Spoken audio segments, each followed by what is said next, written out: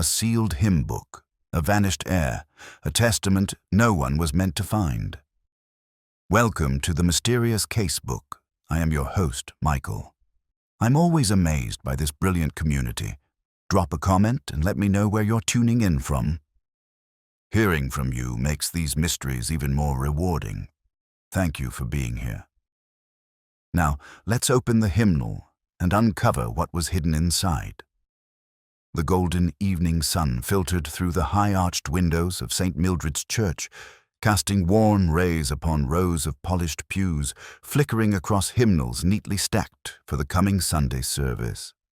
Dust motes danced lazily in the glow, drifting across the aisles like fading whispers of prayers long spoken.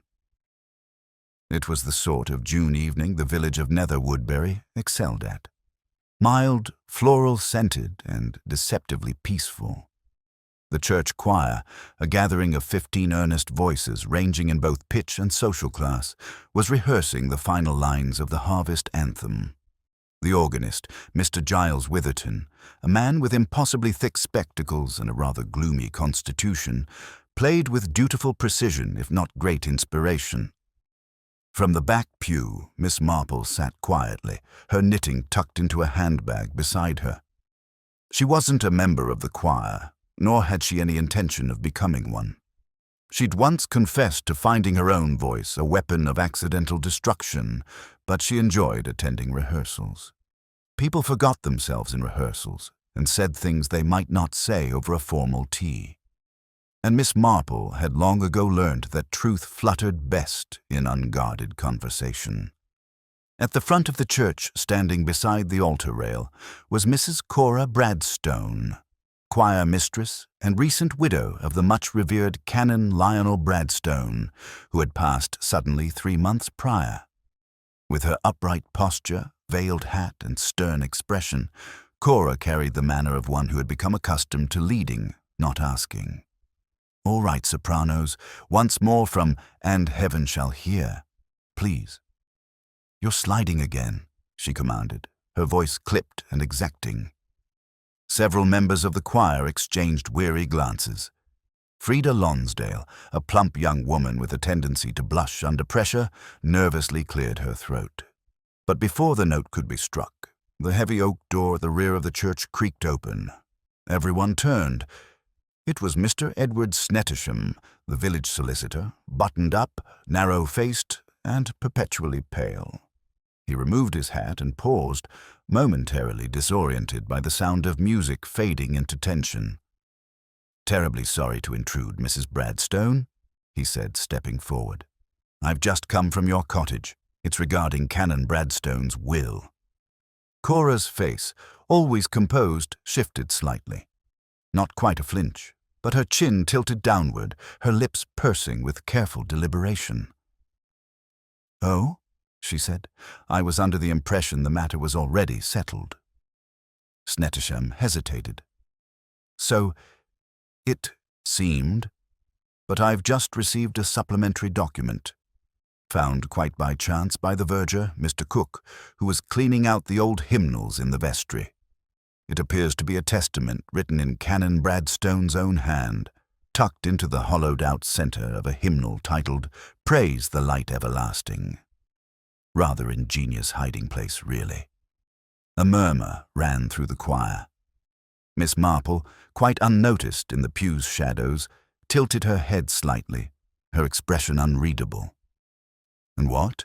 asked Cora evenly. "Does this supplement say?" "I think it would be more proper if we discussed that in private." Snettisham replied, glancing around the church with evident discomfort, but the silence that followed seemed to press in from every stone and beam. Something weighty had been dropped into the quiet currents of Nether Woodbury's evening tranquility, and the ripples were already reaching far. Later that night, the parish was alive with gossip. At the general store, Mrs. Finch, the grocer, whispered to the blacksmith's wife that the canon had left a fortune unexpectedly, as he was never thought to be a man of means. At the inn, a traveling salesman speculated that someone had forged the hymn book document. And at the vicarage, Cora Bradstone sat in her drawing room staring at an envelope on the tea table, unopened. The following morning, the village awoke to a far more troubling whisper.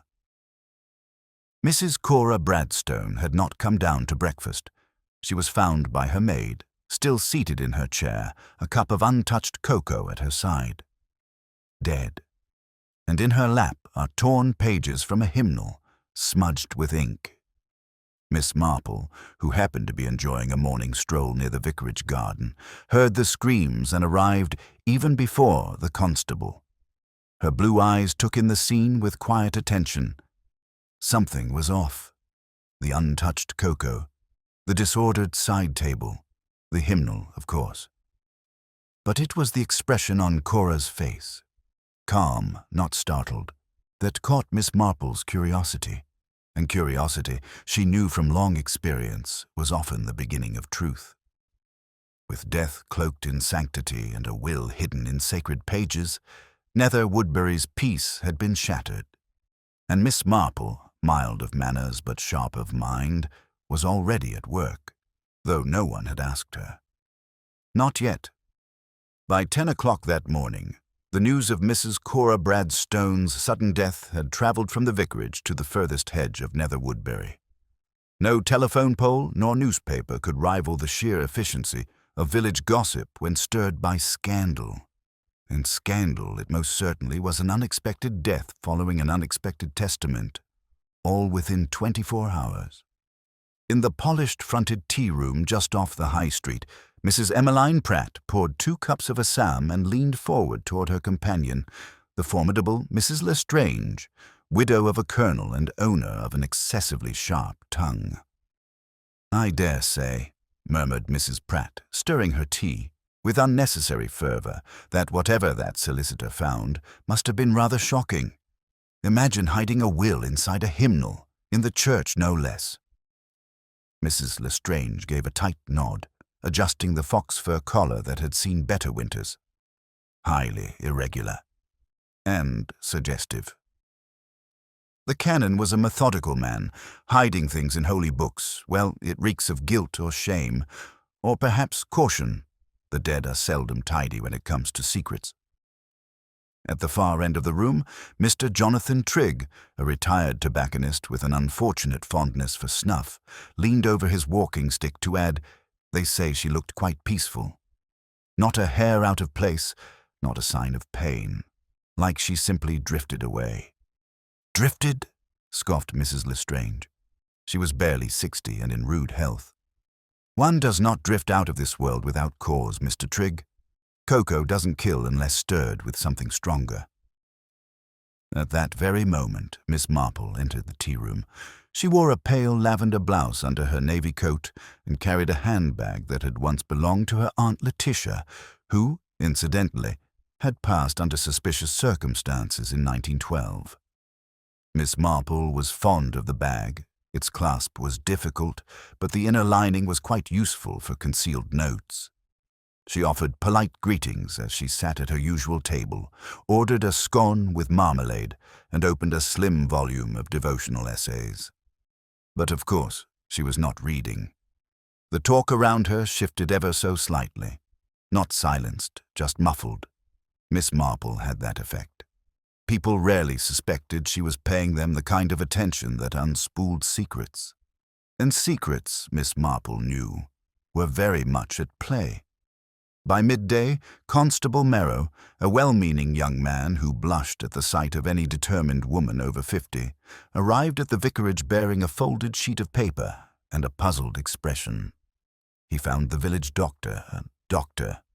Denholm, still in the drawing-room, examining the cocoa cup and speaking in low tones with Edward Snettisham, who appeared far more agitated than he had at the church. "She had no history of heart trouble, Doctor," Denholm was saying, "and no signs of physical trauma. It'll take the coroner's report to be certain, but there's something odd about the rigidity." Snettisham looked away from the doctor to Merrow.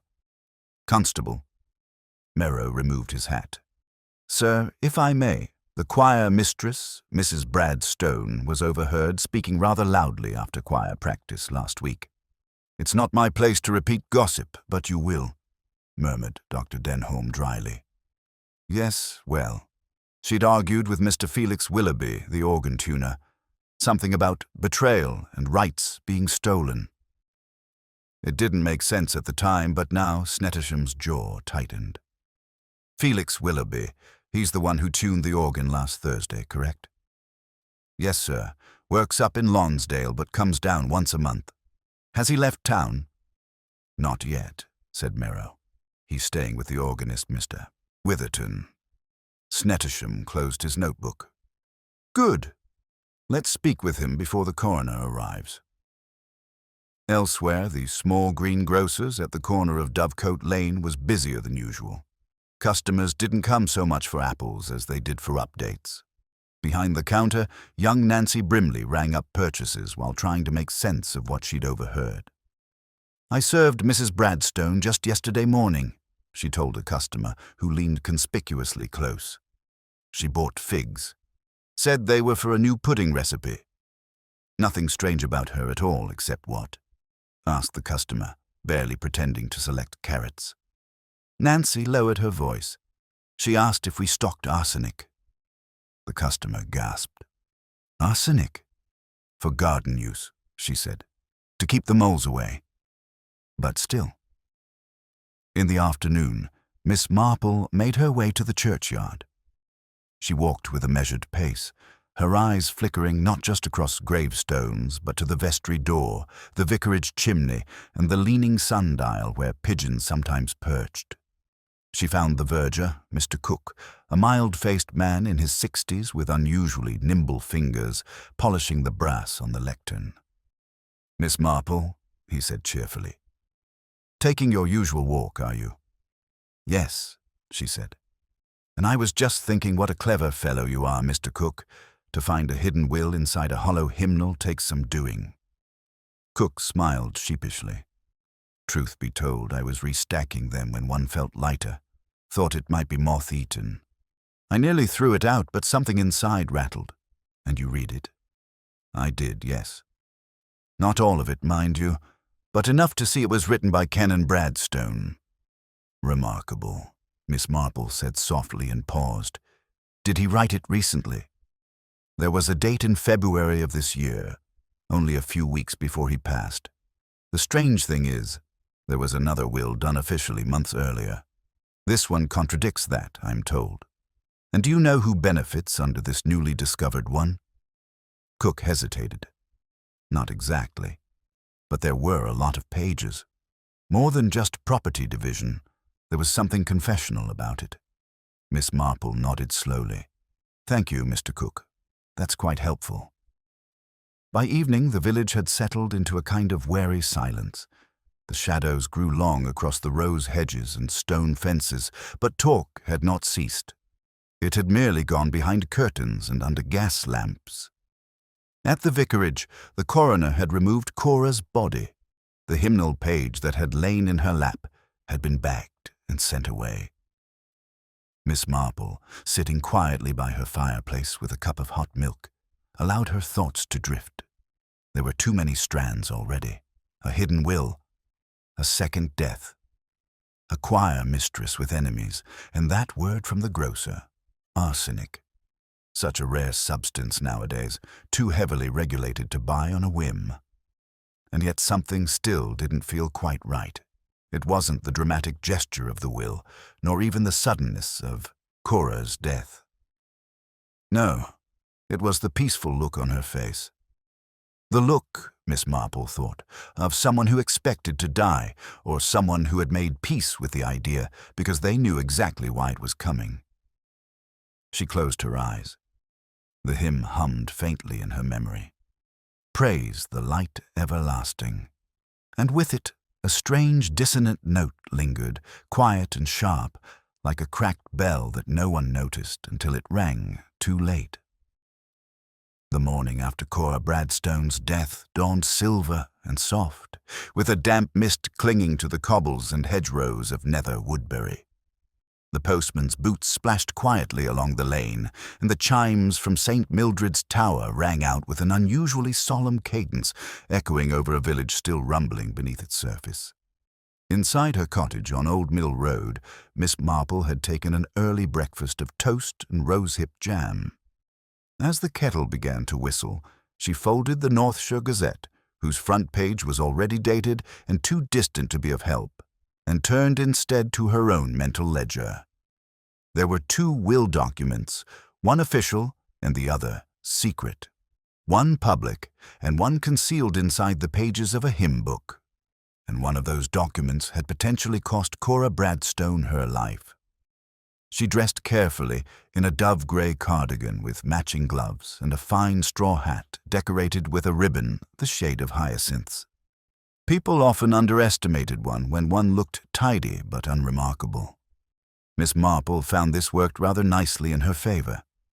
By 9, she was walking along the church path, weaving past hydrangeas and morning dew, heading toward the vestry with a polite knock at the open side door.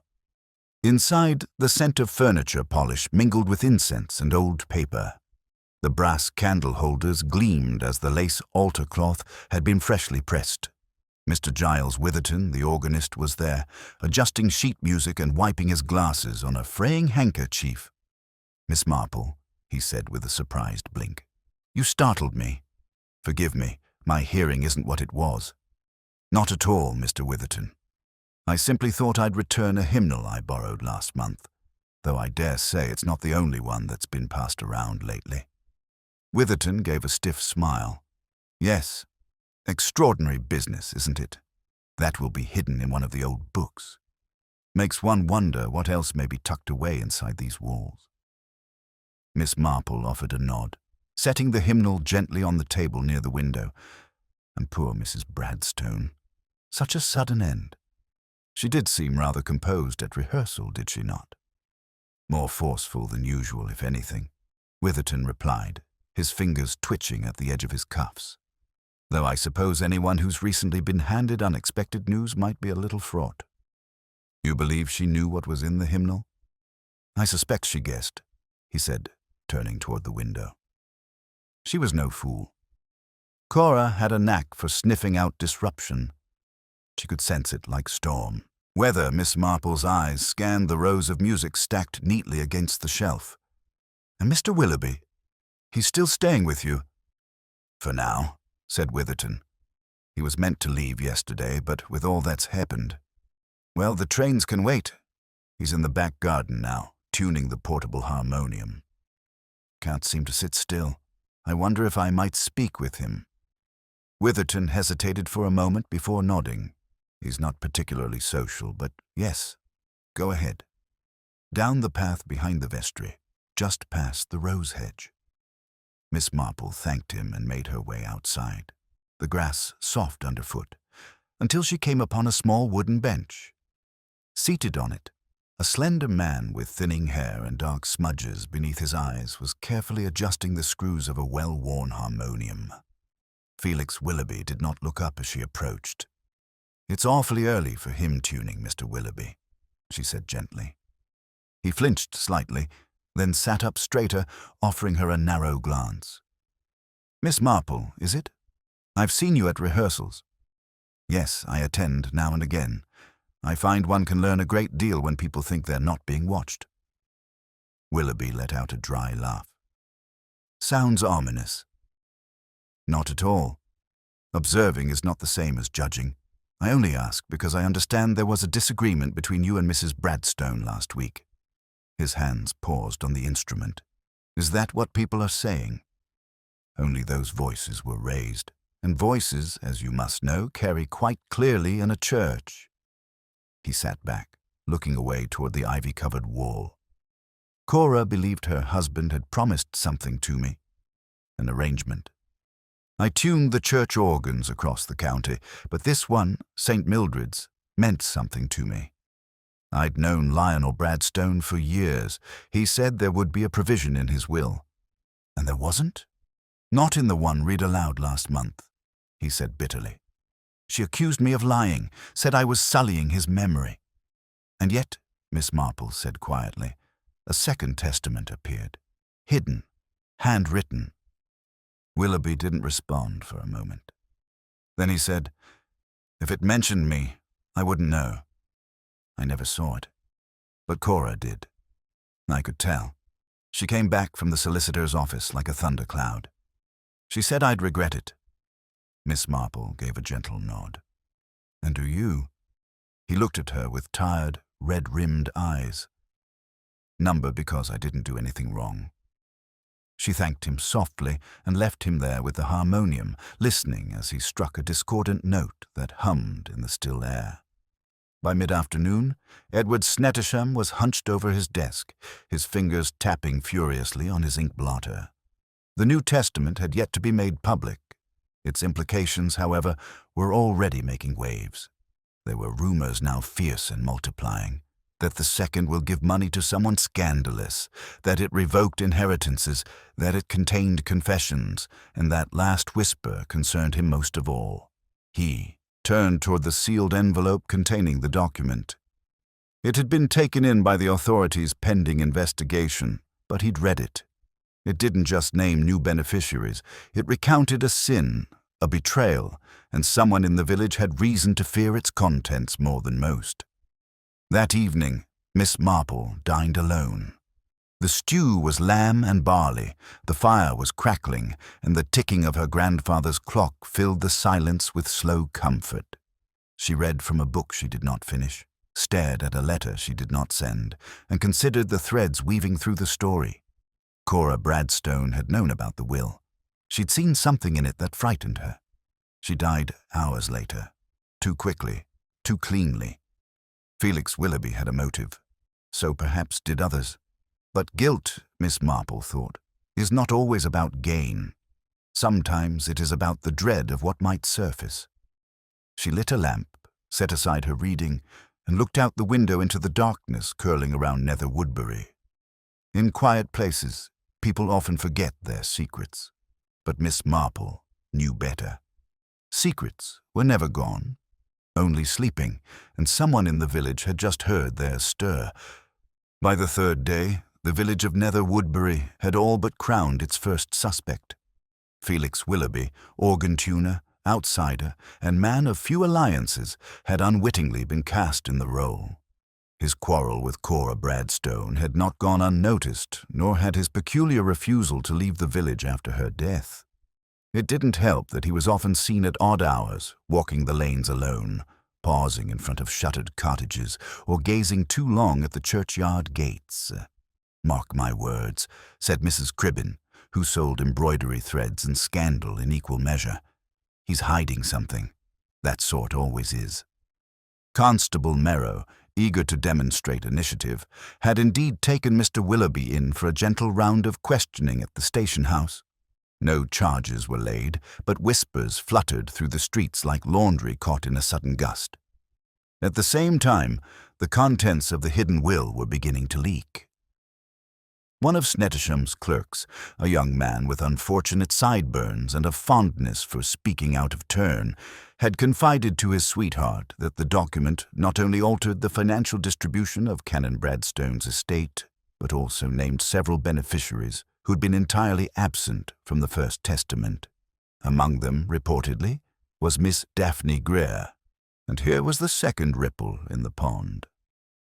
Daphne Greer, once a soprano in the church choir, had left Nether Woodbury 15 years earlier under circumstances never clearly explained. It was known, or at least strongly suspected, that Canon Bradstone had taken a particular interest in her well-being, much to the disapproval of his wife. Cora had publicly denounced modern girls with lace gloves and hollow morals after Daphne's departure. Most assumed the rebuke was not without personal meaning. Now the return of Miss Greer was a certainty. A telegram arrived that morning at the post office, addressed from London, bearing the name Daphne Greer, with the words, "Arriving Tuesday noon. Kindly arrange lodging." Miss Marple, upon hearing this, found herself uncharacteristically troubled. She remembered Daphne's vivid eyes, swift speech, and unsettling mixture of charm and restlessness. A woman who looked too far ahead and trusted too little. It would be dangerous, Miss Marple thought, to presume she returned only to grieve. At the vicarage, Reverend Cuthbert Graham had been left to handle the parish alone after the chaos of his predecessor's testament. A tall, well-meaning man of spiritual conviction and unspiritual disorganization, he was utterly overwhelmed. Snettisham had visited him that morning to request access to Canon Bradstone's personal study, locked since the day of his passing. "I must be honest," the Reverend confessed, producing a tarnished brass key. "I haven't so much as opened a drawer. It felt disrespectful somehow." "Very noble," said Snettisham dryly. "But unfortunately, dead men have left us a mess to sort out." Inside the study, dust had settled in corners like ancient secrets. The canon's writing desk was a fortress of papers, sermons, estate ledgers, and annotated passages of scripture. A framed photograph of a young choir, dated 1938, sat on the bookshelf with a few familiar faces standing stiffly in white robes. One page stood out on the desk, a sermon draft never delivered. Snettisham read it once, then again, eyebrows tightening. The passage read, "And who shall bear the weight of a kindness misjudged, a sin cloaked as charity? No man should wear clothes who cannot also wear regret." Snettisham folded the page into his breast pocket. If nothing else, it confirmed what he had suspected. This was no ordinary change of inheritance. This was expiation. Meanwhile, Miss Marple had set out once more, this time toward the Lonsdale Arms, where Felix Willoughby had finally taken a room after being gently nudged out of Mr. Witherton's guest quarters. She arrived just as Mrs. Tibbs, the innkeeper's wife, was dusting the banister and fretting about the state of the curtains. "Oh, Miss Marple," she said at once, clearly bursting, "he's been in and out like a fox in a coop. Barely eats. Writes in some tiny notebook and keeps asking when the next train's due, then doesn't take it. What do you suppose that means?" "I suppose," Miss Marple said kindly, "that he's either terribly nervous or terribly guilty. Possibly both. But I'd like to speak with him if I may." She was shown up to the small room above the kitchen. Mr. Willoughby answered the knock with a look of resignation. "I've said all there is to say," he muttered. "I've no doubt," Miss Marple replied. "But perhaps you haven't yet said it to someone who listens properly." There was a long pause. Then, to her quiet satisfaction, he opened the door wider. Inside, the room was plain, with a half-eaten apple by the bed on the side table and the aforementioned notebook filled with lines of meticulous handwriting. She sat in the armchair near the window. "I was hoping you could help me understand something," she began. "You believed Canon Bradstone promised you a legacy, but what exactly did he say to you?" Willoughby stared at the rug. He said, "You'll be taken care of. I'll see to it in writing." That was after I repaired the chapel organ in terrible weather. He knew I had nothing but my trade. Did he mention anyone else? A Miss Daphne Greer, perhaps? Willoughby blinked. Number, but he did mention a mistake. That he was trying to make peace with his conscience. I thought it referred to me. Miss Marple nodded slowly. And Mrs. Bradstone was aware of this. "Not from me," he said quickly. "I never dared bring it up. But perhaps she saw something in his journals. Or perhaps he confessed before he died. She was furious after he passed. Said the church was no place for sentiment. Thank you, Mr. Willoughby. One last thing. On the night she died, did you see Mrs. Bradstone?" "No," he said. "But the lights were on late in the vicarage.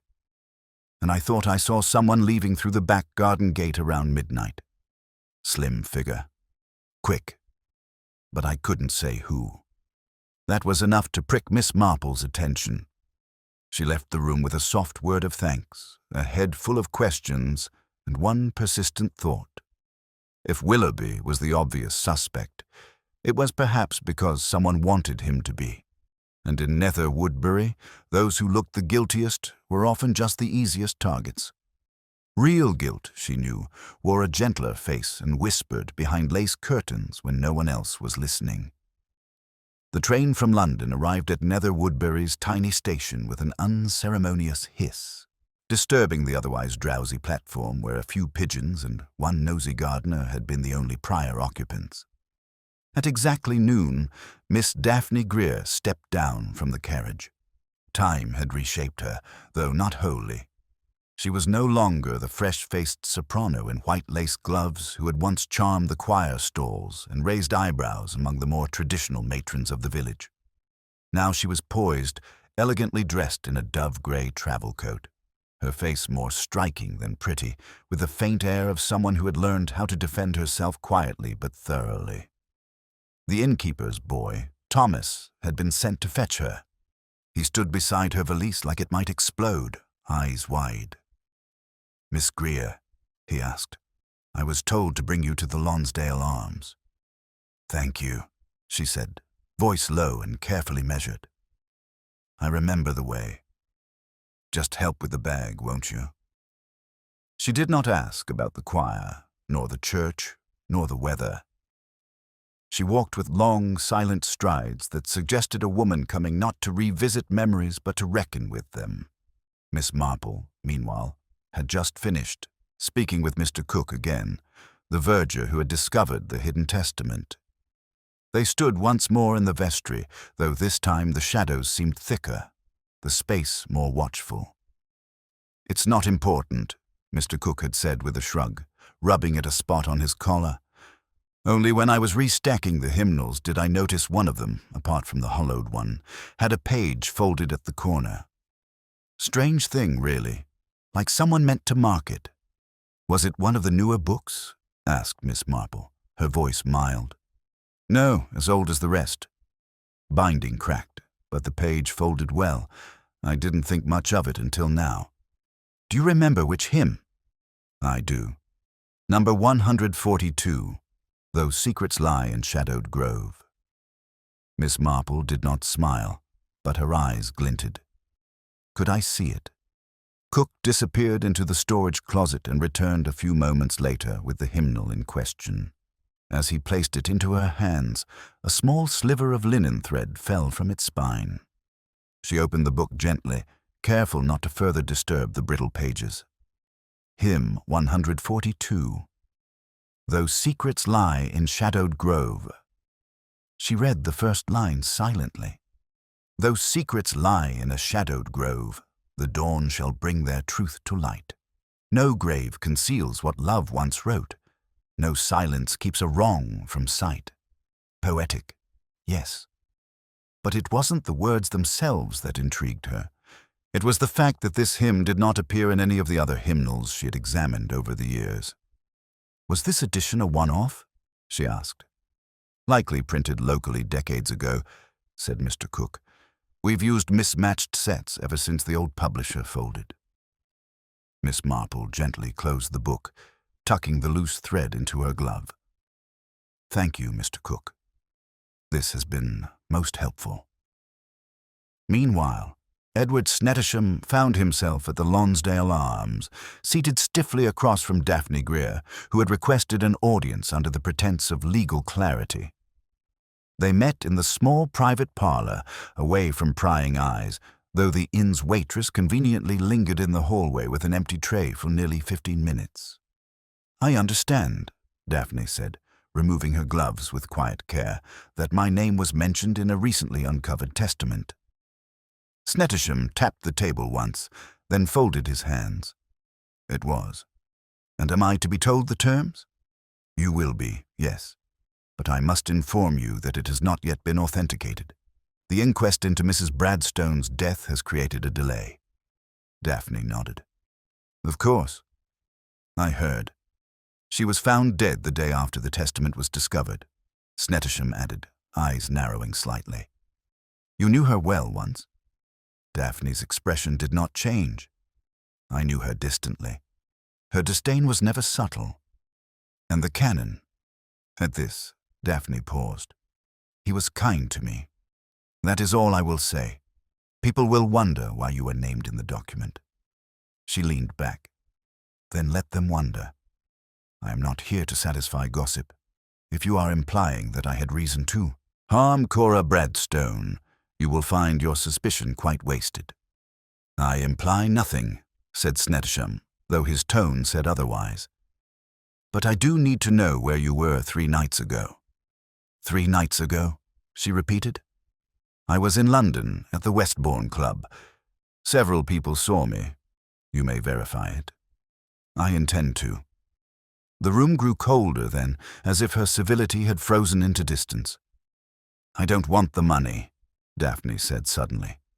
"If that's what you're fishing for, I came to find out why a dead man chose to name me at all." Later that afternoon, Miss Marple happened upon young Thomas, the innkeeper's boy, on her walk toward the edge of the village green. He had a bandage on one hand and was clearly itching to share a story. "Burned it on the iron kettle," he said proudly, showing her the pink edge beneath the wrapping. "But guess what, Miss Marple? I carried Miss Greer's case up to her room. Fie, heavy thing it was."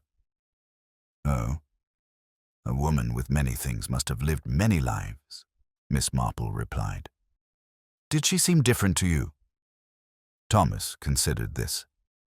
She smelled like violets, and her shoes were polished better than anyone's in this town, but she brought her own teacup. Miss Marple stopped walking. "Her own teacup," she repeated.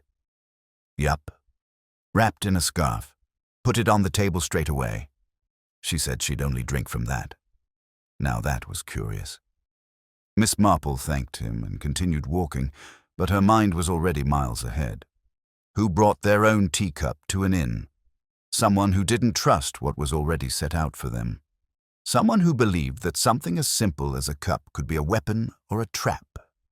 The details gathered are like a hymn that shouldn't exist: a folded page, a thread, a teacup from afar, and a woman with no reason to return unless summoned. And in her memory, the expression on Cora Bradstone's face was composed and resigned, like a woman who had lost a game she didn't even realize she was playing.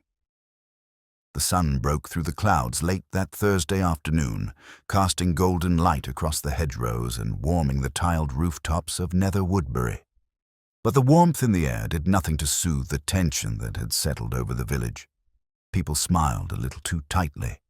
Tea was poured with an air of distraction, and in every parlor and garden there was an unspoken agreement that peace had been disturbed, and no one quite knew if it would return. Miss Marple, seated in her garden with a small notebook and a pot of lemon verbena tea, had begun listing peculiarities. It was a habit she used when mysteries refused to unravel themselves naturally. She had written down 5 things. 1. A testament hidden in a hymnal. 2. A page folded in another hymn book. 3. A woman who returned with her own teacup.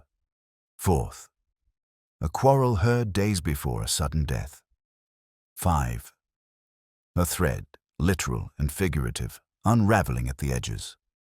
Miss Marple stared at the list, tapping her pencil gently. It was time to stir the village a little. That evening, a meeting was convened at Saint. Mildred's in the parish hall, under the agreeable guise of a choir debrief and forward planning session. In truth, it was a carefully disguised opportunity to observe how certain people behaved when placed in the same room, facing the memory of a dead woman and the weight of unfinished business. Miss Marple arrived early and seated herself near the back, where she could observe the expressions of others without obstruction. Reverend Graham, flustered but well-meaning as always, stood at the front beside the donation box, reading from a prepared sheet. "We are gathered, of course," he said nervously, "to discuss the upcoming summer recital and, to reflect upon recent events with composure and discretion. The passing of Mrs. Bradstone has left a void in our musical leadership." The word void was unfortunate. Several people winced, and we shall endeavor to continue with dignity and purpose. Felix Willoughby sat stiffly near the window, arms crossed. Mr. Witherton had taken the chair beside the biscuit tray and appeared to be examining the contents of a plate more than listening. Daphne Greer, arriving 5 minutes late, sat in the very back, eyes focused on no one, face perfectly unreadable. Miss Marple watched them all. When the vicar finished his speech, there was a pause long enough for nerves to grow. Then, unexpectedly, it was Mrs. Lestrange who broke the silence. "I don't see why we're pretending nothing has happened," she said, her voice sharp and composed. "A will has been found. A woman is dead, and half the village has something to say about it behind closed doors." "Mrs. Lestrange," the vicar began, but she continued. "It's no good ignoring the truth. There was tension in the choir for months. Cora Bradstone was not a universally beloved figure, nor was her late husband quite the saint some claim. And now a woman who left under scandal has returned and is listed in the canon's private will. I don't think that's a coincidence." Gasps echoed. Daphne Greer stood, slow and steady, turning to face the room. Her voice, when it came, was cool and clear. "I didn't return the money. I came for answers." "And do you expect us to believe that?" snapped Mrs. Lestrange. "After 15 years of silence?" Daphne met her gaze. "Yes, because unlike you, I knew the difference between gossip and grief." The silence that followed was jagged. Reverend Graham fumbled with his notes and called for a break, which everyone interpreted as an excuse to spill into the adjoining room and whisper furiously in corners. Miss Marple stayed seated. She had heard what she needed. Outside the church hall, the sun had dipped below the horizon. Long shadows stretched across the green, and the scent of honeysuckle drifted through the air. Miss Marple stepped out just in time to see Felix Willoughby speaking quietly, urgently with Mr. Witherton beneath the linden tree. She lingered nearby, behind the low wall, where the breeze carried enough of the conversation to her ears. "You told me it wouldn't come to this," Willoughby was saying. "You said the will was destroyed." "It was meant to be," Witherton muttered, clearly agitated. "Cook must have overlooked the hymn book, or someone replaced it, and now the girl's back, and the solicitors sniffing about." "Keep your voice down." Willoughby's tone turned desperate. "You don't know what Cora knew. She threatened me. She said she had something she could use. That's why she died, isn't it? You're talking nonsense. She was poisoned." That word, spoken aloud in the falling dusk, hung between them. Miss Marple, heart ticking faster, turned and walked quietly away. Sooth, at least one person believed Cora had been murdered, and at least 2 men knew the original will had been tampered with. That evening, she made one small decision with great consequences. She visited Reverend Graham. She found him pacing beside his writing desk, a clergyman clearly unsuited for the burdens of hidden truths and village conspiracies. "Miss Marple," he said, "is this pastoral or investigatory?" "A little of both," she replied. "I've no real answers," he sighed. "But I have suspicions. I was once shown a letter a year ago, from the canon. He asked that I keep it private, but it weighed on me. I believe now it may have been a draft of that hidden will." "Did he name Miss Greer?" "No," the vicar said, "but he mentioned an affair, regret, and something about an inheritance being misdirected. And do you still have the letter?" "No," he said softly. "I destroyed it. On Cora's request." Miss Marple paused. "Ah. And what did she offer in return?" "She promised to let the matter lie, that she'd not speak of it again." "But she didn't keep that promise," Miss Marple said. "Number she didn't." The clock on the mantel chimed. In the fading firelight, the shadows lengthened once more. Secrets, Miss Marple knew, were like kindling. They stayed quiet for a while, but all it took was one careless spark to start the blaze. And somewhere, behind all this, behind the bitter words and quiet threats, the forgotten hymn and the hidden cup, someone was watching it all burn and counting on the rest of the village to look the other way. The next morning brought with it the sort of weather that made villagers close windows and mutter about aching knees. Low grey clouds pressed heavily over Nether Woodbury, casting the streets and hedgerows in a palette of pale slate. The sharpness of the previous day's gossip had not waned, but it had shifted and matured like a pungent cheese, taking on new and darker contours. By dawn, news had broken that another item had gone missing. At precisely 7 o'clock, Reverend Graham unlocked the vestry to prepare for the midweek prayer service. He found the room in disarray, not ransacked, but wrong. The neat stacks of hymnals were undisturbed, the altar cloth still folded. But the small cabinet where Canon Bradstone had kept his personal notes, locked since his death, was ajar, and inside a sheaf of yellowed letters had vanished. Miss Marple heard the news not from the Reverend, but from young Nancy Brimley, who arrived breathless at the corner shop, just as Miss Marple was inspecting the price of biscuits. "They say it's been burgled," Nancy whispered, eyes wide. "The vicar's locked drawer, something to do with the canon's writing. And I heard Mr. Snettisham was at the church before breakfast, looking furious." Miss Marple merely nodded, her expression composed, though her mind turned swiftly. It was not the first time someone had tried to clean up Canon Bradstone's affairs, but it might be the most desperate. At the Lonsdale Arms, Daphne Greer sat at a corner table with a half-empty teacup and an untouched slice of toast. Her luggage remained unpacked. Her eyes, though alert, held the weariness of someone bracing for more than conversation. Edward Snettisham sat across from her, his manner clipped. "Miss Greer, I trust you heard about the incident at the church." "I did," she said evenly. "You mentioned before that you wanted answers. I assume you're still seeking them?" "I am." "Then I suggest you answer a question of mine. Did Canon Bradstone ever write to you after you left Nether Woodbury?" Daphne hesitated. "He did. Once." "When?" 3 years ago. It was short, regretful. He said he hoped I had found peace, that he wished he had done things differently." "Do you still have that letter?" "Number I burned it." "Why?" "Because I didn't want it read by anyone else," she said. "I'd already spent enough years being the subject of whispers." Snettisham sat back, unconvinced. "The canon's letters were taken from the vestry cabinet last night. If you didn't take them, who might have? Someone who feared what they contained." "Did you?" Daphne's gaze sharpened. "Number, but I believe Cora did."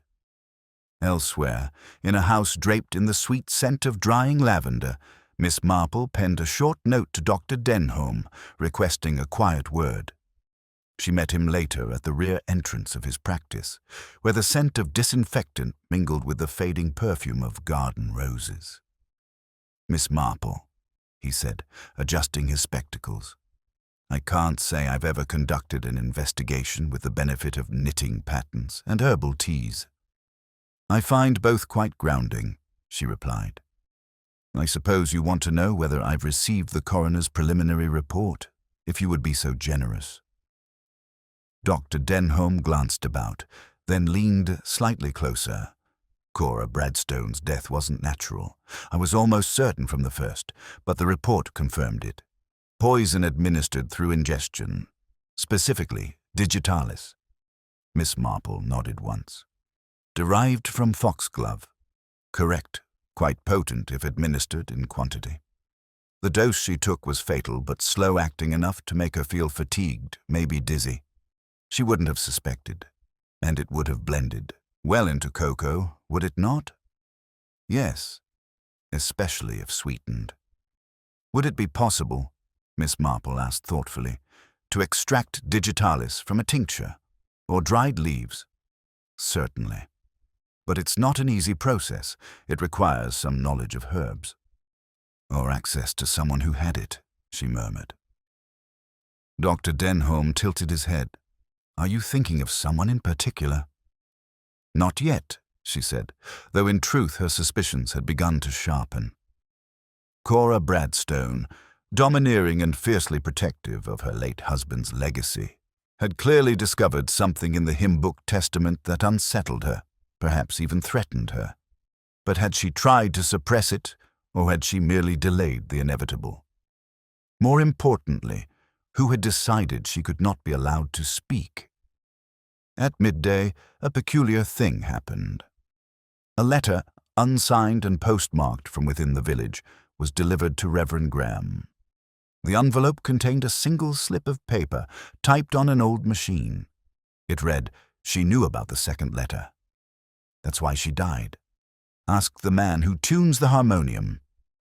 The vicar, rattled, immediately contacted Constable Merrow, who in turn delivered the letter to Snettisham, who arrived at the Lonsdale Arms just as Felix Willoughby was preparing to check out.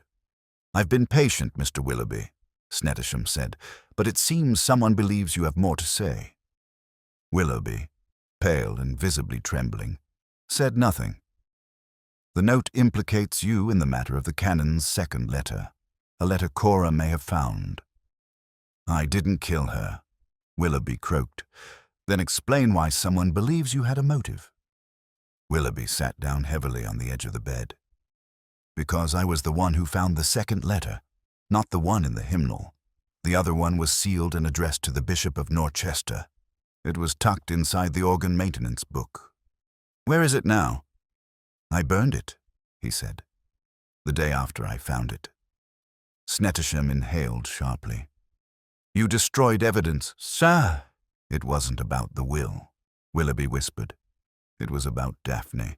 The canon was going to confess everything about how he failed her and how Cora knew the truth all along. He was ready to give her the inheritance publicly. He said she deserved it, and you didn't think she had a right to see it. I didn't want to be involved. I was afraid. But I didn't poison Cora, I swear to you." But it was too late for swearing. Miss Marple, hearing of this confession via Reverend Graham that evening, closed her eyes slowly. 2 testaments, 2 letters. And now, one burned along with the last traces of intention, and yet she had not missed what others had. The anonymous note had not said Willoughby was guilty. It said, "Ask him," which meant someone else was directing attention, diverting suspicion, perhaps. Miss Marple reached for her knitting, her fingers calm even as her thoughts ran swift. There was a pattern here, if only one knew how to follow the threads. And as in any proper tapestry, the knotted portion at the back held the key, not the visible design, but the hidden stitches beneath. By Saturday afternoon, the atmosphere in Nether Woodbury had become taut as a drawn bowstring. The gossip had matured into theories, the whispers into half-accusations, and the community's usual rhythm of tea and tidying had been replaced by furtive glances and sudden silences when certain names were mentioned. Miss Marple, however, remained remarkably serene. She could be seen strolling the village green with her umbrella despite the dry weather, stopping now and then to admire someone's peonies or to comment on the poor state of the bunting left over from the May Day fete. To the casual observer, she was the picture of benign distraction, but those who knew her better, though very few truly did, might have recognized the quiet calculation beneath her pleasant exterior. She was waiting, in fact, for just the right person to say just the wrong thing. At 3:30, she invited 4 people to tea. Miss Daphne Greer arrived precisely on time, carrying her porcelain teacup in its silk-lined box. Her eyes were calm, though guarded, and her dark green dress had the sharp lines of a woman accustomed to defending herself in quiet battles. Felix Willoughby followed a few minutes later, nervous and rumpled, his hands still ink-stained from a morning spent scribbling nervously into his notebook. He avoided Daphne's gaze and nearly tripped over Miss Marple's footstool when he sat. Next came Mr. Giles Witherton, still dabbing at his forehead with a monogrammed handkerchief despite the lack of heat, and finally, Reverend Graham, looking more like a schoolboy before the head mistress than a man of God. Tea was served in Miss Marple's best china, violet-trimmed and slightly mismatched, and the plate of seed cake in the center of the table was meticulously sliced, each piece equal in size. "Now then," Miss Marple began with a smile. "We are not, I assure you, here for an interrogation. Heaven knows the village has had quite enough of those. But I thought perhaps that in a quiet setting we might do something more English and talk things over with a bit of common sense." No one responded, but neither did anyone protest. She poured the tea, moving with practiced precision, and passed round the cake before settling back in her chair with her knitting. "I've been thinking," she said, "about how grief makes people behave in the most extraordinary ways. We must all make allowances, mustn't we?" Witherton gave a nervous chuckle. "Quite right. I've hardly been able to think straight since poor Cora passed." Daphne said nothing. Her gaze remained fixed on the rim of her teacup. "Of course," Miss Marple went on, "grief isn't the only thing that makes people act out of character. Fear is another. And guilt, though one must be careful not to confuse the three." Still, no one spoke. "Take the matter of that missing letter," she continued lightly. "The one Mr. Willoughby claims to have burned. It was addressed to the bishop, wasn't it? How unfortunate that no one else ever saw it. And now poor Cora is gone. One might begin to wonder whether the bishop ever existed in the story at all." Felix's teacup rattled faintly on its saucer. "I didn't lie," he muttered. "I didn't say you did, dear," Miss Marple said gently. "But I do find it interesting that someone in this room, I dare say, has been quite careful about where they're seen and, more importantly, what they're seen doing." She turned to Witherton. "You were the last person to lock the vestry cabinet before the papers were taken. Isn't that right?"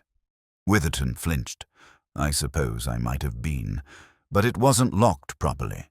The key's worn, and you were also the only one besides the canon who knew where the organ maintenance book was kept. I never touched it." Miss Marple said.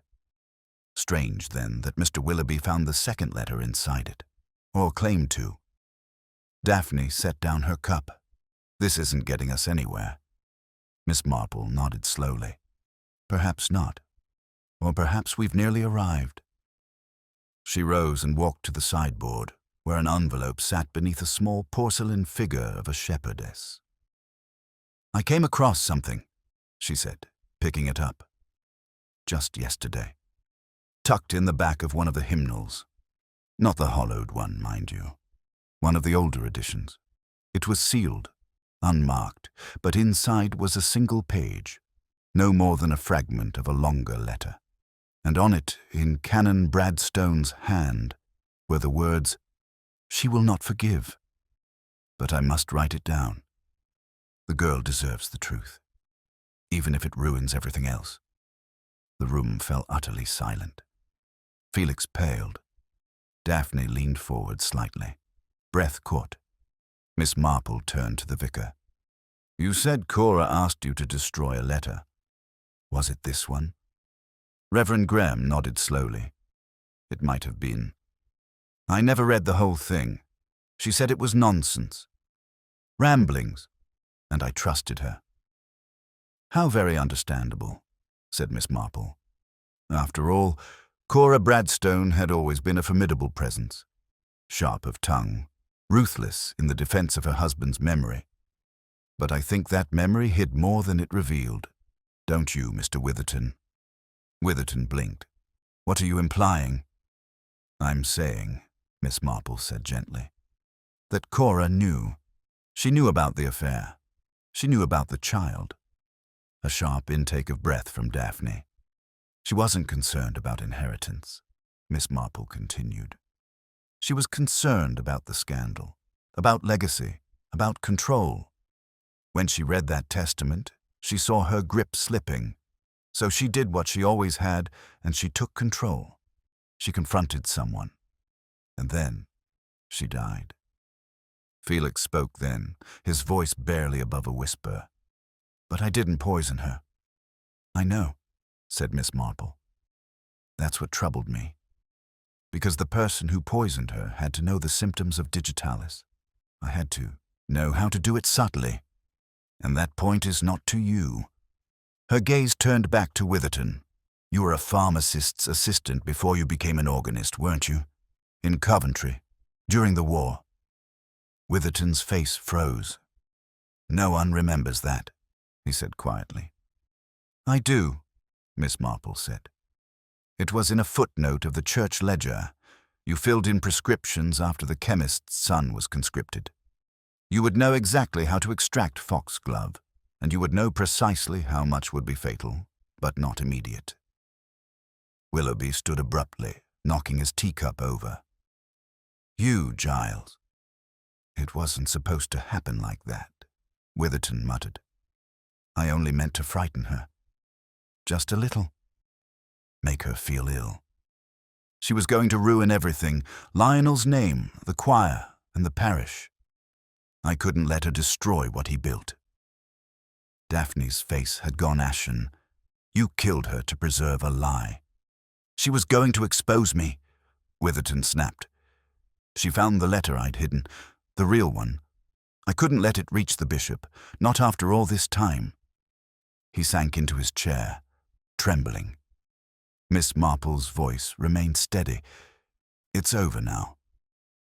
Outside, the clouds began to break, letting the first shafts of sunlight fall over the lawn.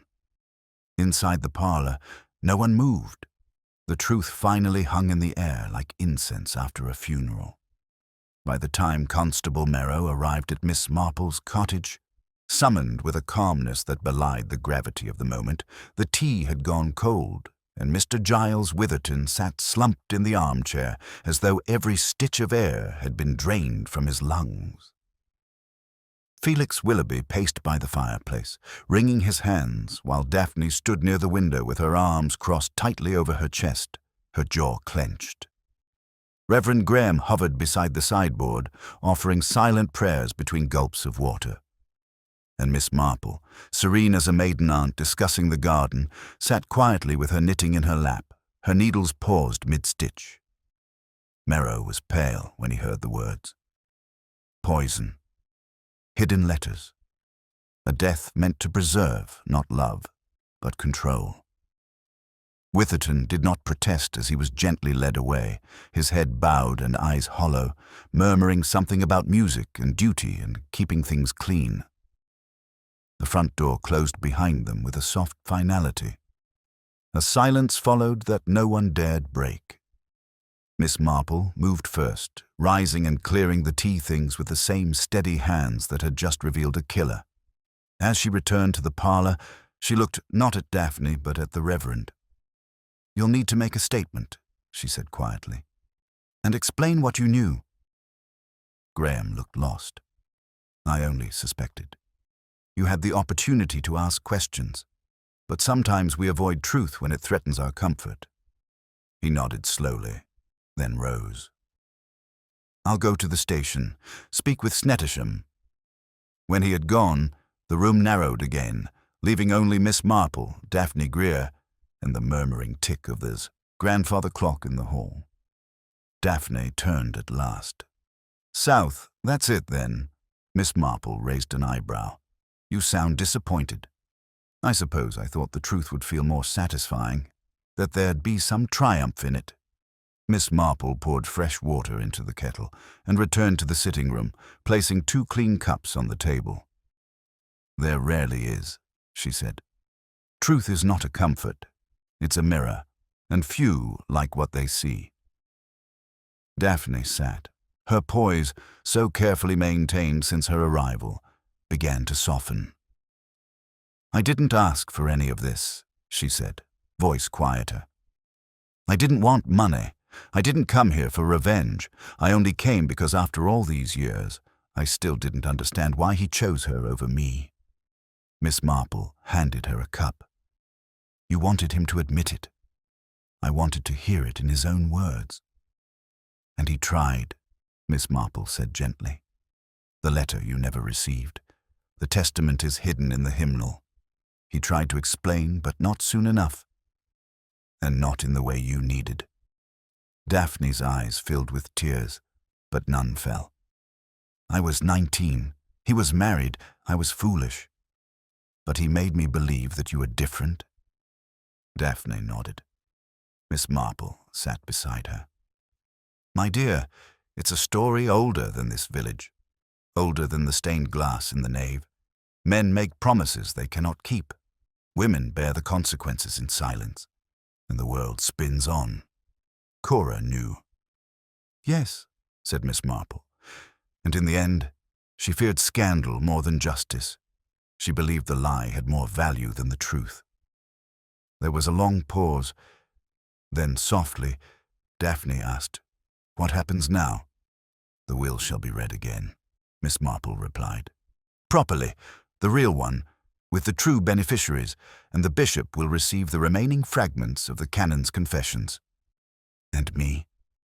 Miss Marple gave a small, sad smile. "That depends on you. I don't want the inheritance." "Then decline it." "I don't want to stay here." "Then go." Daphne looked toward the window, where the sky had turned a clear, still blue. The clouds had scattered, and the village looked deceptively peaceful again, as though nothing had ever happened beneath its mossy rooftops. "I might go to Florence," she said. "I studied art before all of this. I could teach." Miss Marple's smile widened. "It's never too late to begin again." A silence followed, but it was no longer strained. The tension that had once knotted every word between them had loosened, leaving only a thin thread of quiet understanding. Outside, the chimes from St. Mildred's rang faintly over the rooftops. That evening, Miss Marple took her usual walk through the village, the path between the green and the stone wall dappled with long shadows from the setting sun. She passed the church, where the doors stood closed but not locked, and paused to look at the stained glass windows flickering gold in the last light. Mr. Cook, the verger, was sweeping the front steps.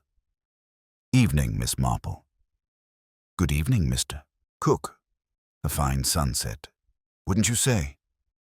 He glanced skyward, one of the better ones. They stood in silence for a few moments. Then he asked, "Do you think she'd be pleased, Miss Greer, with how it turned out?" "I doubt pleased is the word," said Miss Marple, "but perhaps finally she's free to be herself." "That's something." "And Witherton?" Miss Marple sighed. A man who wrapped himself in piety and performance to mask the rot. It often ends that way. The most dangerous lies are the ones people tell themselves. She bid him good night and continued walking, the rhythm of her steps matching the soft call of evening birds in the hedgerows. As she reached her gate, she paused to study the rose bush by her front walk. It had bloomed late this year, but splendidly. A few of the blossoms had begun to fall, petals scattered across the grass like faint echoes of summer. Inside, the lamp was lit. The chair by the fire waited. Her knitting sat where she had left it, needles crossed gently atop the folded pattern. Miss Marple settled in with a sigh, poured herself a modest glass of sherry, and considered the strangeness of justice.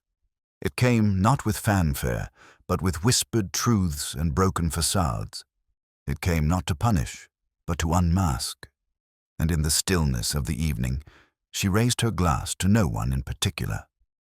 "To the quiet ones," she said softly, "who always sees more than they say." 2 Sundays after Giles Witherton was taken into custody, the bells of St. Mildred's rang with a gentler cadence, as if the ropes themselves had lost their tension. Nether Woodbury, with its clipped hedges and gabled windows, had begun to settle once more into its familiar rhythm, though not without the faint creak of strained hinges underneath. The morning service was attended with greater than usual punctuality. No one dared be late, not when it was the first public reading of the True Testament, overseen by Edward Snettisham and the bishop's appointed representative. Pews were filled not just with the devout, but also the curious, all keen to confirm or dispel what they'd heard whispered behind their teacups. Miss Marple sat midway along the left aisle, beside young Nancy Brimley, who had been invited to sing a solo hymn before the reading. Nancy's voice trembled slightly during the first verse, but steadied as she reached the chorus. Miss Marple gave a small nod of encouragement, her gloved hands folded neatly in her lap. As the final chord faded, The vicar stepped aside, and Edward Snettisham ascended the pulpit with his customary stiffness. He unfolded the crisp parchment and cleared his throat. By the authority of the diocese and the late Canon Lionel Bradstone's final handwritten testament, verified and confirmed, we are gathered to acknowledge its contents. The crowd was silent, save for the occasional creak of pews. Snettisham reads evenly, without flourishing. The canon had divided his estate into 3 equal portions, one to a fund, supporting the music program at St. Mildred's, one to Miss Daphne Greer, and the last to a discreet charity assisting women who had, in the canon's words, been left on uncertain shores by the failings of men. A murmur rolled through the room like the start of a summer storm, and yet no one stood to object, because the words that followed silenced all arguments. "I have not always lived righteously," the canon had written. "I have preached forgiveness while avoiding it in my private affairs. This final act of honesty, however imperfect, is what I can offer now, though it may be." Snettisham folded the paper and stepped down, leaving the silence to settle like dust. After the service, the villagers spilled out into the sunlight, blinking and subdued. Some walked home with arms linked tighter than before. Others avoided one another's eyes entirely. A few spoke Miss Greer's name in uncertain tones, not with scandal now, but with something more cautious, perhaps even respect. Daphne, for her part, did not linger. She thanked the vicar, nodded politely to a few faces she recognized, and made her way to the green, where her hired motor car waited to take her to the station. Miss Marple followed at a leisurely pace. She found Daphne beneath the old chestnut tree, gloved hands resting atop her suitcase. The shadows dappled across her dress like moving lace. "You're leaving, then?" Miss Marple asked. "I think it's time," Daphne replied. "There's nothing left here for me. Nothing worth reopening." Miss Marple tilted her head. "Closure is rarely about doors, my dear. It's more about accepting what's behind them." "I know." Daphne hesitated, then added, "I'm going to Florence. There's a woman there I used to study under him who offered me a post teaching art restoration." "A lovely path forward," Miss Marple said with genuine warmth, "and I hope it brings you peace." There was a pause before Daphne spoke again. "What you did, Miss Marple, you gave me more than answers. You gave me something that I never thought I'd have again." Miss Marple smiled softly. "You gave it to yourself. I merely removed the distractions." Daphne nodded, then stepped into the waiting motor car. She did not look back, but Miss Marple stood at the green until the car disappeared beyond the hedge-lined bend. Later that week, Miss Marple received an envelope in the post. There was no return address, but the paper was Italian, and the handwriting bore a graceful lean. Inside was a brief note. "The sun here is brighter than I remembered. The past feels like a painting I once tried to finish but never had the right colors. Thank you for giving me permission to leave the frame. It was unsigned, but it didn't need to be." Miss Marple folded the note and placed it into the drawer where she kept things that mattered. Old buttons, a letter from her cousin Raymond, and a pressed wild rose from a walk taken long ago. Constable Merrow, now walking with a noticeable sense of duty, stopped by Miss Marple's garden gate later that day. "Evening, Miss Marple." "Good evening, Constable. Are you keeping busy?" "Oh, always. We've got people asking questions about the parish fund, and there's to be a replacement hired for Mr. Witherton. I've heard the bishop's sending someone to oversee the transition, a sensible precaution." Merrow hesitated. "You think it's all really over now?" Miss Marple looked up from her rosebush. "Cases end, Constable. But people continue. We mustn't expect a perfect conclusion, only a truthful one." He scratched the back of his neck. "I suppose that's what you gave us, isn't it?" She smiled. "No, Constable. That's what the village found when it stopped pretending to be what it wasn't. He tipped his hat, still a little unsure, and wandered off toward the green. That evening, with the sun sinking in a gentle rust over the rooftops, Miss Marple sat beside her window, sipping from a fresh cup of tea. She gazed out across the garden where the petals of late-blooming roses curled in the breeze and a blackbird darted between the hedges. She did not think of poison or testaments or betrayal. Instead, she thought of the hymn tucked into that old book. Though secrets lie in shadowed grove, the dawn shall bring their truth to light. It was not justice in the grand sense, not vengeance or righteousness, but it was enough. And in a village like Nether Woodbury, where so much rested beneath the quiet facade of hedgerows and hymnals, enough was everything. The fire crackled behind her, the kettle hissed gently on the stove, and the clock struck 7. And Miss Marple, knitting in hand, returned to the quiet business of understanding the world, one stitch, one whisper, and one shadow at a time.